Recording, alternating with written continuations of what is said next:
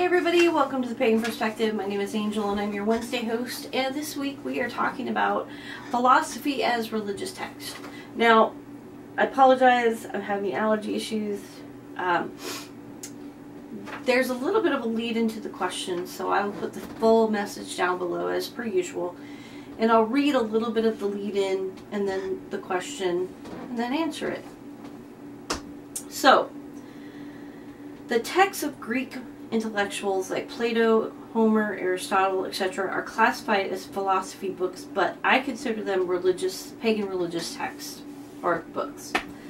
Would you also consider such rich sources of pagan theology religious books too, and do you incorporate any of their content into your beliefs? I just did a video a couple weeks ago on my personal channel. I'm doing a challenge, 52 videos in 52 weeks, and it goes over this, but it goes over mythology. Now, mythology and philosophy I feel the same about, so I'm just going to kind of go over what I did in that video. So let's take a look at what philosophy is. The study of the fundamental nature of knowledge, reality, and existence. Study of theoretical basis of a particular branch of knowledge. Okay, so this is my personal belief on pretty much anything that I read. Mythology, philosophy, history, whatever.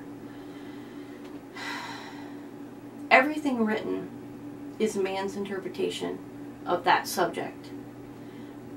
Religious texts, philosophy, mythology is man's interpretation of those ideologies. With religious texts and mythologies and some philosophies, it's man's way of interpreting what this world is all about. What's after it? What's the purpose? So, given that it's man's interpretation and that the gods or a god or source or however you can, call the divine, has not given us the information and said, hey, this is how it all is. It's not been laid out for us. Everything we do, we go on faith. We go on how we feel. So, man's interpretation, or a man's interpretation of one subject, is a guideline. It's really not something that I look at as in stone, concrete definition of this. So, philosophy, it's an interpretation. That, however, does not mean that it's not valid and legitimate as a belief. If you take mythology, history, philosophy, whatever, science, whatever it is, if you take it and it connects to you and resonates with you on a cellular level of your beliefs, and you just innately understand it, you connect with it, it transforms and becomes very organic and very tangible. It can become a big part of your practice, and it can be tenets of your practice. So, would you consider such rich sources as pagan theology religious books too? Yes, I would. Because I think anything can be a religious text. If you find spirituality in something, it's religious text. Just by the pure connection you have to it on that spiritual level. And that's just my opinion. Now, do I incorporate any into my practice? Yes, I do. There are a lot of religious leaders from the past and now that are also philosophers and have incredible and very deep knowledge of why we're here, or what their interpretation is why we're here, and what we should do while we're here, and what's after this. And I connect very deeply with their philosophies. So when I hear something about, let's take for instance the Dalai Lama. The Dalai Lama wrote a book. Well, he's written lots of books, but there's one that I was trying to read, but it was scientifically way over my head. It's called Universe in a Single Atom. Now, I did pick some stuff out of it that I really could understand, and one of the things that really connected to me was that in Buddhism,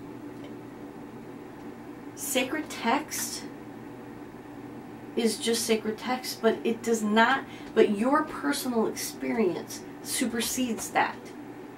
Your personal experience on this planet with people and events supersedes sacred text. To me, that connected with me so deeply because I really feel that that is, if every religion felt that way, we would, our planet would be in a lot better shape. So, taking that thought process of Buddhism, yes, I believe that, and I believe it deeply. So I take that belief, and it becomes part of my practice. So even stuff that I write, rituals and spells that I write, even if it's worked, okay, it doesn't necessarily mean it'll work again. Maybe things have changed, so I will, if I have different experiences, I will change my spell crafting or what have you to evolve with my experience.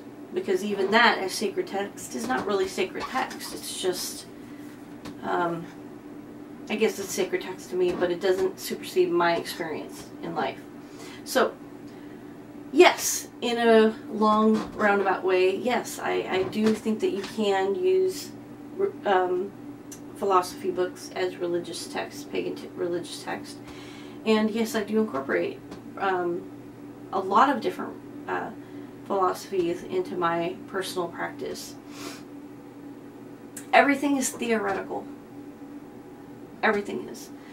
Some people might disagree, but it is theoretical. We just don't know. So we just have to feel the connection. And if you feel connected to philosophy, if you feel connected to mythology, if you feel connected to science, and it keeps you in that spiritual place, then it is religious.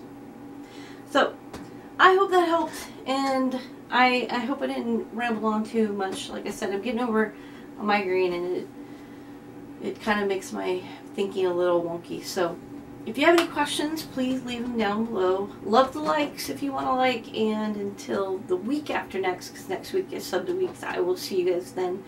Have a great rest of the week, and blessed be. Bye!